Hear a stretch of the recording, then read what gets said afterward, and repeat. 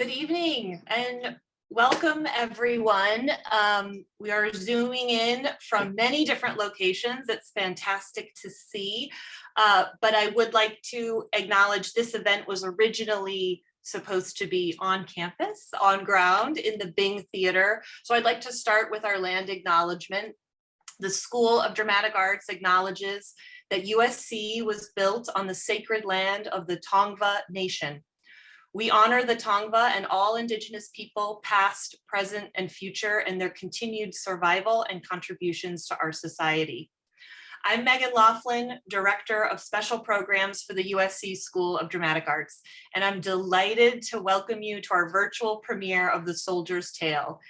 It has been 2 years of planning and postponements and preparation and flexibility. And I am so grateful for the collaboration of so many people to bring us to this moment. And I'm honored we're able to share this piece of art with you. I want to thank out loud everyone in the Visions and Voices program for presenting this and their unwavering support over the course of this journey. This thanks extends to my own staff colleagues in dramatic arts who worked on this, and of course our partners in Hazard Productions who conceived and produced the event. I know we're all excited for the performance, maybe no one more than me. And we will be preceded this evening before it's coming. We're going to get there, but we'll be preceded by a discussion with the creative minds and contributors behind this adaptation of The Soldier's Tale.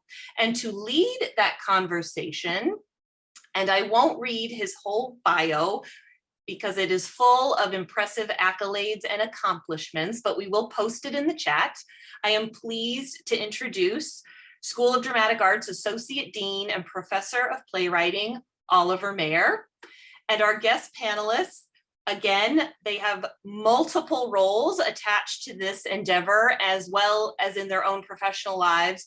So I will reference the incredible theme guide and program that we'll also put in the chat. But please welcome our guest panelists, Teddy Abrams, Catherine Farrington Garcia, Nathan Farrington, and Molly Turner. Welcome, everybody.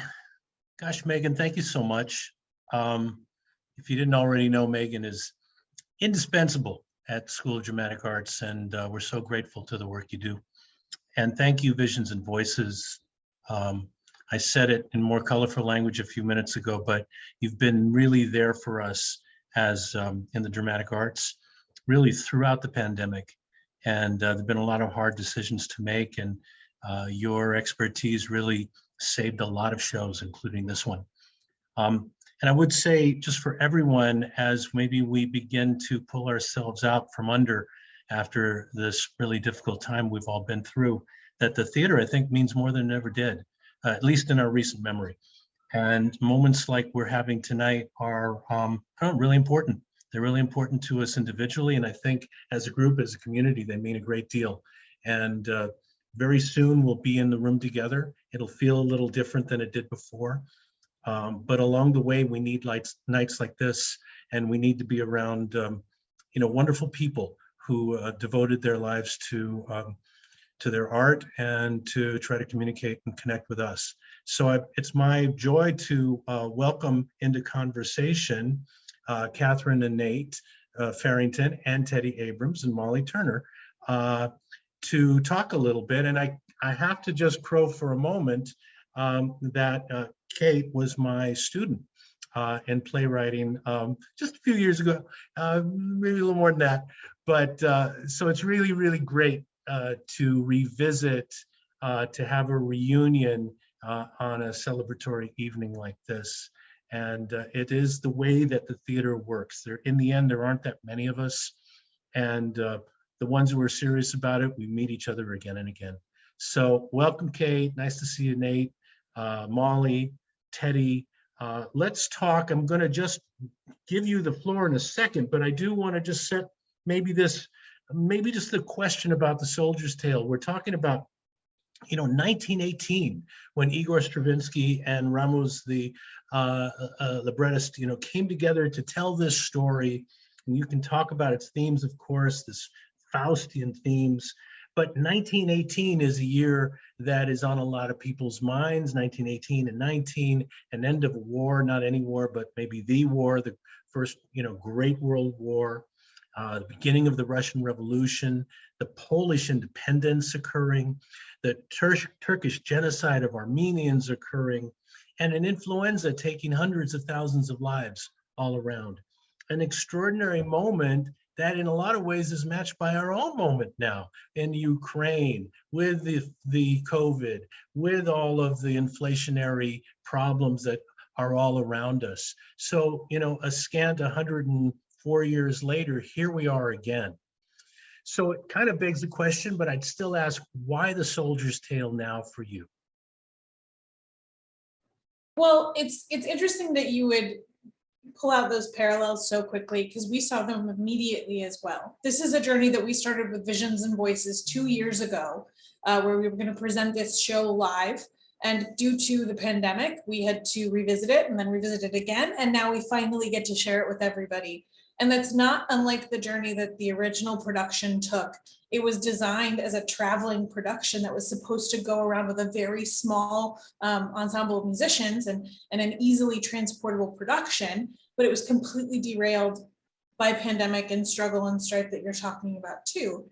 And thematically, we're seeing all of those same questions now, but we've chosen to tell this story in a different way than it was originally conceived. The original folk tale that goes along with Stravinsky's Soldier's Tale was originally written in French, and it was translated to Russian and back to French and then to English. And through all those iterations, it lost some of the relevance and some of the cultural identity that I think made it really impactful when it was originally envisioned. And we were finding that audiences weren't connecting with it because of some of it was lost in translation, and some of it was so ingrained in culture that wasn't associated with American ideas or more modern ideas. So we wanted to take a look at this story that is just as relevant now with a more culturally digestible or accessible lens for our audience. So you're going to see some changes. If you've seen Soldier's Tale before, you're going to notice that our point of view is a different place. Yeah, basically what we did is we took Stravinsky's music and used the energy of his music and the pacing of his music and the considerations that he gave to drama to tell a story that's all our own. There are some elements from his original story that remain, but the truth is that Teddy and I have played Stravinsky's Soldier's Tale so many times in the past for so many different audiences, and it can be a very difficult thing to understand. I mean, the story itself is somewhat unintelligible at this point. I mean, you're talking about time travel and a devil that is taking things, and does he win in the end? And he does, but what does that mean if you're watching this guy struggle and then he loses? It's very difficult and strange, and we just... It's often so tacked on to this unbelievable music. It always feels like a bit of an afterthought. Oh, well, I mean, that's something. Yeah. But in the end, the music is splendid, and Kate had a story to tell, and so we decided to pair the two together. So I'm speaking a little bit now, just knowing the music. I'm a big lover of Stravinsky, also as someone who writes libretti, and I know that I come second fiddle to my composer. And I think it's probably ever been thus. Maybe Beaumarchais felt pretty strong when he was hanging out with Mozart, but the rest of us, for the most part, we know we're serving that music. We're trying to tell a story and we're trying to make singable lyrics, but in the end, it's about that glorious music. So I think you're kind of doing the right thing by bringing a libretto up to date, and so that we can hear the music without getting stuck on kind of old tropes or language that's confusing. And I wonder, is that kind of where you were coming from as well as looking at the world and trying to make it contemporary? You're also trying to actually free the music. I think this is a really interesting question for Teddy, who literally spends his life trying to make this music more digestible in a place like the Louisville, with the Louisville Orchestra. He's the music director of the Louisville Orchestra, and trying to keep this music alive, especially for a 35-year-old in the middle of Kentucky, is a task that takes some thought. So what do you think about that, Teddy? Oh, and I should note that I was supposed to have a different role in this project, but because I got COVID right before this took place, I ended up not getting to conduct this, even though 2.5 years of planning led to that moment. So Molly was our, wonderful conductor. I heard such rave reviews, and Molly stepped in on this production with 2 days notice before we went to filming. And I should say that filming took place with about 6 days notice on something that was supposed to be a one night only theater event. And so everything about it was conceived to be digested live. You'll see throughout the production 2 big movie screens that we built, that Kate and I built, and she did 40 pieces of original artwork essentially that are 51 pieces of original art that are blasted behind. And they're actually a set of super titles that show the audience every word of this thing as it's going along. They're animated, and they play almost no role at all in the video that you're playing tonight, because it just wasn't part of something that could be digested successfully on the video camera. But there's some really neat things about what we got out of the video camera too. The ability to really zoom in on certain aspects of the production. Well, and I'm seeing folks from Pittsburgh and Ohio and yeah, Michigan, of course, and the fact that people can enjoy it more widely. But the original plan was to have Teddy come in and conduct it. And he's helped us with the story and helped us with the production for years. And instead, life had its own way with it. And Molly stepped in on no notice and fearlessly led the group very successfully, I might add. So anyway, sorry, that's some background on the whole. And maybe a little tiny sidelight to everyone listening, that now you understand why we do these degrees and why we spend a lot of time, learning how to do this stuff, because we often get 11th hour requests and we want to say yes. And then we have moments like this when we can actually show you what we've done. Anyway, back to you, Teddy, if you can explain a little bit more about bringing that music forward, bringing our story forward to keep this music as relevant as it is. Well, I think Stravinsky's music is remarkably malleable in so many different contexts. Let's not forget that the vast majority of America's introduction to Igor Stravinsky was actually through Fantasia, watching dinosaurs, dance around on screen, which had really nothing to do with The Rite of Spring. And it worked great.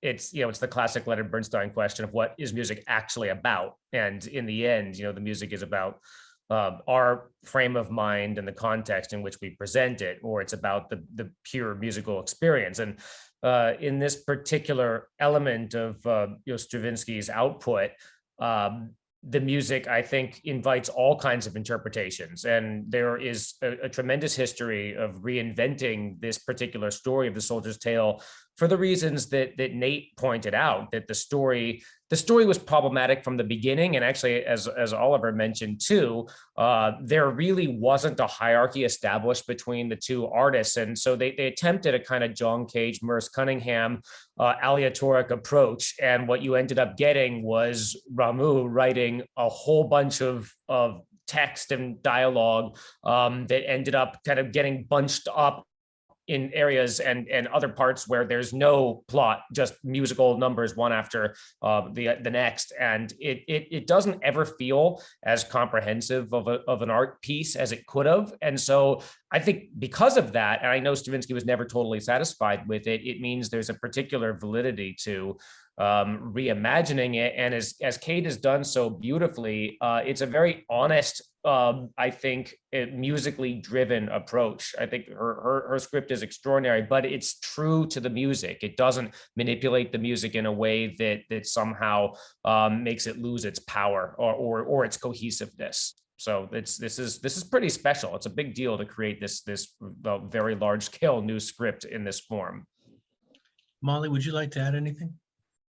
No, I would just like to compliment Kate again for her script. I saw it just a few days before the performance, and echoing other people about the initial English. I think the first thing is down a hot and dusty road, and that just doesn't communicate to audiences anymore. And so, I hope people really enjoy the rendition of this. So, what I'm hearing, I wonder if the audience is too, is that there is an element of salvage that occurs. We are, and I mean it in the sort of the original root of that word, that we're saving something, which otherwise might go down with a ship, And as great as that music is, a problematic story might otherwise hobble something like The Soldier's Tale, unless artists in the present moment with passion and knowledge, interest, history, and also a little bit of sense of mystery get in there and, make it matter. So it feels to me that you've actually kind of exercised an element of salvage. You've saved something from what otherwise might be, I don't know, academic or of the past. Well, it's also lovely to have Stravinsky's music as such firm footing for Kate to be using essentially as a prompt to explore some things that have been going on in her own life. We should say that the other big thing that happened during our development of this production was her pregnancy and the birth of her first son. She was literally working on the slides for this thing while she was in labor. She was animating them, and it was a way to continue passing the time. But look, I think in the end, what you just mentioned, Oliver, is that maybe Stravinsky benefits from us in terms of becoming timely for a brief moment here once again. But we certainly benefit from him and Kate having this platform upon which to imagine her own life. And I think that the things that she talks about in her script are things that have been on her mind and on her heart for a long time, as she's discovered what it means to make a life in show business here in Los Angeles, and how different that can look depending on what hot and dusty path you decide to walk. And how it doesn't look exactly like what you ever thought it would, and how no matter what you commit to, you're always asked and pulled in another direction. Was this the right way? What could be better, or what am I giving up to be here? Exactly. And I would say also that I came at this story because of my life surrounded by classical musicians like Nate, like Teddy, like Molly, these wonderful people who have devoted themselves to learning an art form which requires discipline and education from a very, very, very young age, an unbelievable amount of focus and energy. Understanding how those people have built their lives in order to accomplish an art form, I was uniquely able to see what you give up to enjoy a life in the arts, and what you gain, and what it costs, and what the relationships that suffer and benefit. And I would also love to focus that that's what Nate's work is so interesting in as well. I've gotten to write the script, so we're talking about me a lot, but Hazard Productions, Nate is taking the talent of these wonderful classical musicians, or not even classical musicians, just wonderful performers, mixing them with new art forms and new ways of performance, and enlivening these shows like The Battleship Potemkin, like Stravinsky Soldier's Tale, and these shows that might not necessarily seem like they fit in the current modern zeitgeist, but they're being transformed in new ways because of this unique perspective we have about art making, and how you have to make a life within it. It's interesting because, Oliver, I'm sorry, I don't mean to keep going, but I think that something that's been on my mind for a long time, and something that helped lead us to this project, is a mentor of Teddy's, and to some extent mine as well, who Teddy and I went to a very buttoned up classical music conservatory in Philadelphia, the Curtis Institute of Music, a splendid place to learn to play your instrument and to make music on the highest level in this defined Pressure cooker. in this defined art form. And this guy steps in at the end of our time there, and you have an almost religious adherence to the scores that are put in front of you. And I'm sure you deal with that, Oliver, in theater, in terms of the texts that you guys engage with and put on stage. But this guy came forward at the end of my time at school and started saying, do you really believe that you're just a simple vessel for someone else's words to be put on that stage? Or do you think that the real magic in live theater, live music, in live art is actually the display of your relationship with that music, and your relationship in that moment with those words or these things? And it's just been something that I've been chewing on for years ever since. And this idea that people aren't there just to see the brilliance of Stravinsky, they're there to see actually Kate's relationship with Stravinsky, and Molly's relationship with Stravinsky, and Nate's relationship with Stravinsky. And maybe they find it interesting, and it keeps things alive. But truthfully, at this point, we have a 100-year library of great performances of just about everything that was ever written down at everyone's fingertips on YouTube. And so you have to ask yourself, what are you really offering in these situations? And I think that How are new audiences being served by what we have to say here? exactly right. And it's an interesting question to think about. Well, first off, you have a great mentor. That mentor gave you something, that you're still chewing on, just shows how valuable mentors are. Secondly, yeah, I think you're making a pretty good argument that what we do is, we're trying to make the invisible visible to an audience. And that's what music does, and that's what words do too. That's obviously why we write plays and libretti or versions of plays. I do want to, remember, I think our audience is, of course, probably aware of the original text or the original, how it feels in a certain way, the original themes. So if you maybe can help them a little bit, how did you address what I would consider the sort of overarching idea of the Faustian theme? The idea of a certain bargain made between man and the devil. Oh my gosh, I feel like I'm gonna wade in really quickly here. I feel like as I have grown into an adult woman, I feel like that's every choice I make every day. Do I spend time with my husband? Do I spend time on my art? Do I spend time with my career? What am I building towards? What am I giving? Who am I giving to? It's nothing but tremendous waves of give and take. And the bargains that I need to make to prioritize what I think is going to be the most useful steps in my life. And I'd love to hear what Molly has to say about that too, as a woman in a role that is so conventionally male within the classical world. But I feel like this idea of the choices that you make, what they cost, and what the result is when you can't always see that far down the road, I feel like that's relevant to every day. What do you think, Molly? Yeah, in this show, for everyone watching, Lucia Micarelli is an incredible artist, and you will see her play the protagonist as she navigates the questions Kate was talking about. And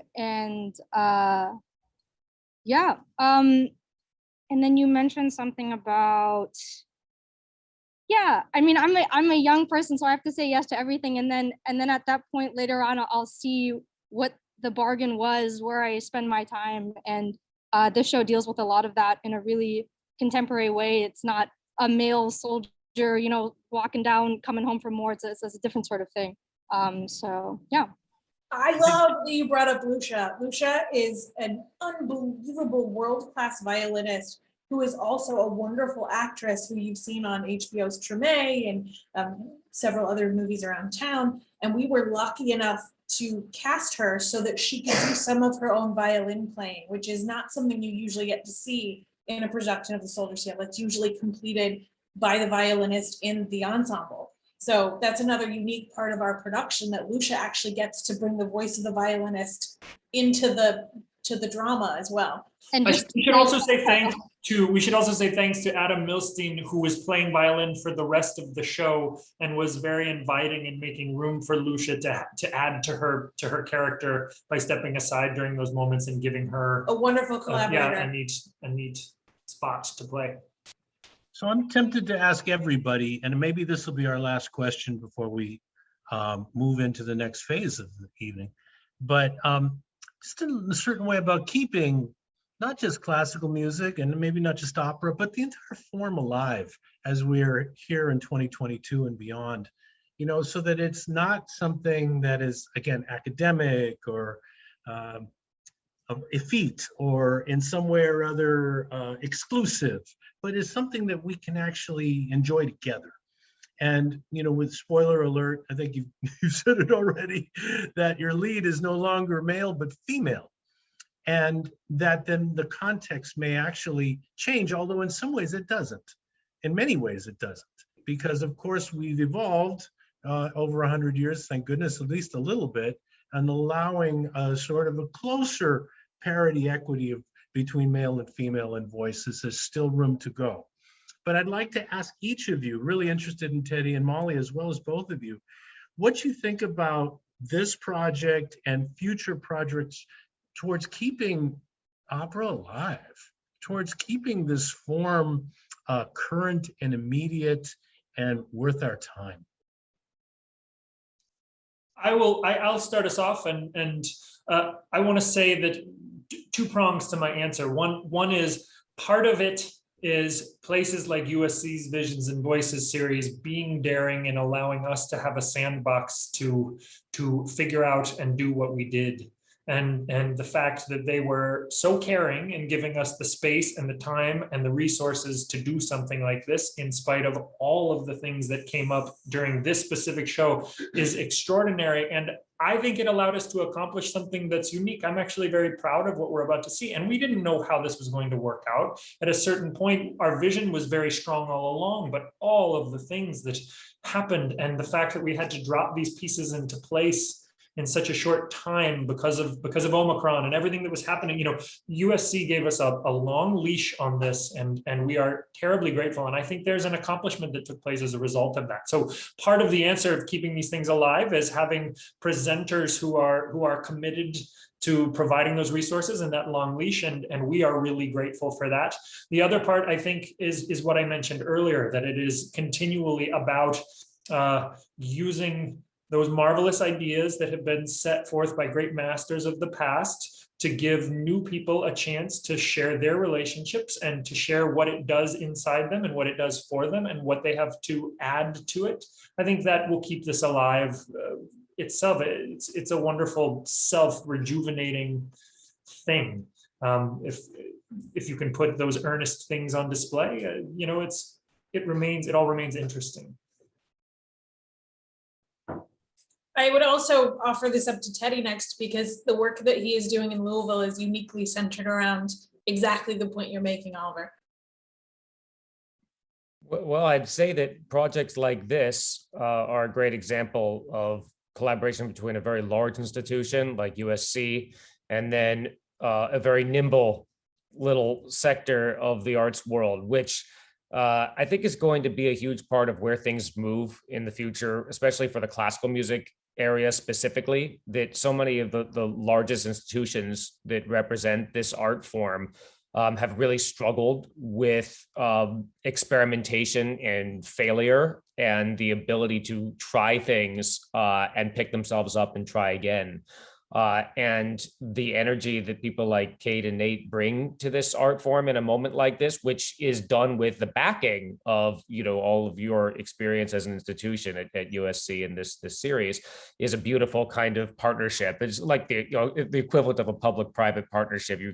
When it goes well, you get the best of both sides, but it speaks to the lack of daring and I think the lack of danger that we often find in our world, that even when people feel like they're doing things that are creative and new, it's often not as dangerous as it might have been for Stravinsky himself 100 years ago to pile his musicians in a little caravan and go from little village to little village because there just weren't enough musicians to play big ballets, operas, and symphonies anymore due to war and pandemic. And maybe this speaks to that same renewed energy and creativity in finding solutions.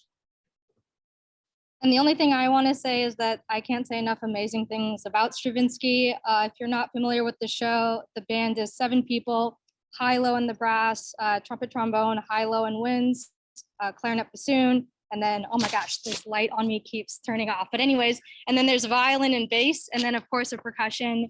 There's often multiple time signatures going on at once. It's colorful music. It's beautiful. And just to hear it more, to really hear it live, we're on Zoom, of course, but to hear it live at some point, I think that speaks for itself. And so I hope you guys enjoy all of that. So we have something to really look forward to here. Tonight we get to be with The Soldier's Tale in this wonderful format, and hopefully soon we can do it together. Yes, I would just like to add one other small piece too, that my role outside of the work that we're doing here is employee engagement. And we're finding so often that the things that are making life vibrant for everybody who is working their daily life are things that are not monetary value or the previous benefits that were so valued. Everybody is thirsty for these sort of extra imaginative embellishments to their life. And I'm so excited that we get to bring the vibrancy of theater and some joy that we got to create. We're so happy to share it with you this evening. And we absolutely could not have done it without the help of Megan Laughlin and Jennifer Franco and everyone through Visions and Voices. We are so grateful for the opportunity to work with you, and your tireless efforts are so appreciated by us. Thanks. I'll take that. Thank you for them. And we feel the same way. So with that, everyone, really thankful for your attention. This panel was exciting. I'm excited and I can't wait to see and hear the work. So without further ado, I think we're moving into the next phase of our evening. Soldier's Tale by Igor Stravinsky, libretto by Rameau, and now Catherine, Nate Farrington, Teddy Abrams, Molly Turner, and all of our wonderful performers. Thank you so much.